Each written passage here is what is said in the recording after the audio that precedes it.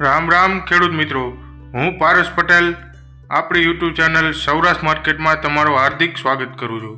તો ખેડૂત મિત્રો, આ વિડીયોમાં આપણે જાણીશું ગોંડલ માર્કેટના આજના ભાવ શું રહ્યા.